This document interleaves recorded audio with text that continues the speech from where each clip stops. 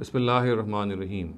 Regarding Islamic worship rituals, the misconception I'd like to bring into discussion today relates to a particular incident which took place in Islamic history and which has, of course, become an instance of debate, and that relates to a particular measure which the Caliph Abu Bakr launched, and that is that he launched a campaign against tribes who were desisting to pay zakat in his times, and he said that he will fight them to death if they don't accept this condition of paying zakat.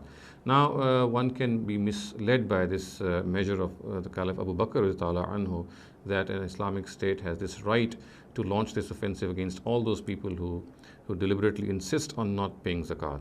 Now, it needs to be understood that this measure adopted by the Caliph Abu Bakr anhu has a specific background and it relates to a specific law mentioned in the Quran for the messengers of God, and that is the Almighty has said that His messengers are destined to remain dominant against their adversaries, and if their adversaries intentionally deny their messenger, the respective messenger, then they are put to death or they are punished for that, for this denial. So this is the law which is mentioned in the Quran, and in a nutshell it is that if a messenger of God conclusively communicates the truth to his adversaries, and then even after this they intentionally deny the messenger, then they are put to the sword, because this is denying something which they themselves attest to. So the Almighty says that the immediate adversaries of a messenger, they have to be punished for this.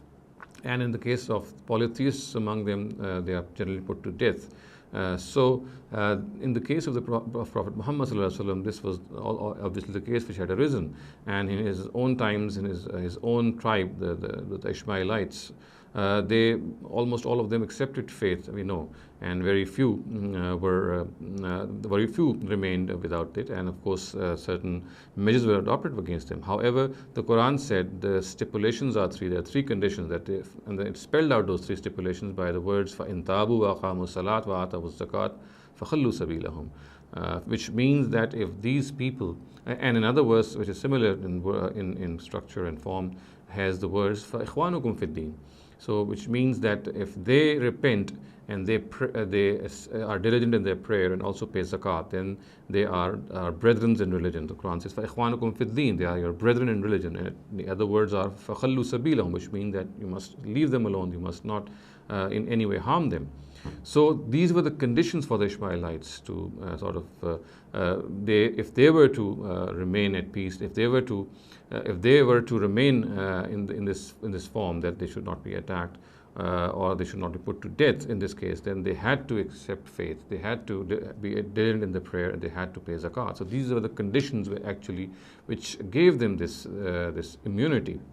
So the Caliph Abu Bakr in his own times only implemented these conditions and said, since these were the conditions which gave them this immunity, now if they end up not obeying any one of these directives, then this immunity will be lifted from them. So if they stop paying zakat, if they desist from paying zakat, then the same thing will happen. So what happened was that in his own times, certain tribes which had desisted to pay zakat, the Caliph Abu Bakr, in line with this law of messengers of God, which is enshrined in the Quran, he insisted that he'll wage war against them and he shall put them to death until and unless they are willing and they submit to pay zakat.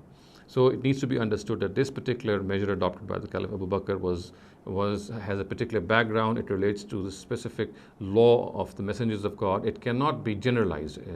Muslim governments after the immediate adversaries of Muhammad ﷺ are not authorized to wage war in this matter. Of course, they have this authority to divest people from the rights of being a Muslim. They can accept, an Islamic state can say that they will not accept a person as a Muslim if he desists to pay zakat.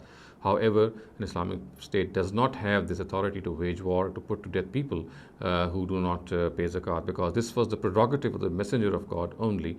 And again, as I said, this was one of the conditions which gave immunity to people who insistently and deliberately denied the messenger of God, and after accepting these three conditions, they were given this immunity that they would not be put to death. So the Caliph Abu Bakr was actually implementing this law of the Almighty, which is specifically related to the messengers of God. So I would like to reiterate this fact that Today, an Islamic government does not have the right to wage war or put to death people or Muslims who are desisting to pay zakat. Obviously, they have this authority, or the state has the authority to divest them as Muslim citizens, but it does not have the authority to wage war against them and to put them to death. أقول قولي هذا وأستغفر الله لي ولكم ولسائر المسلمين والمسلمات.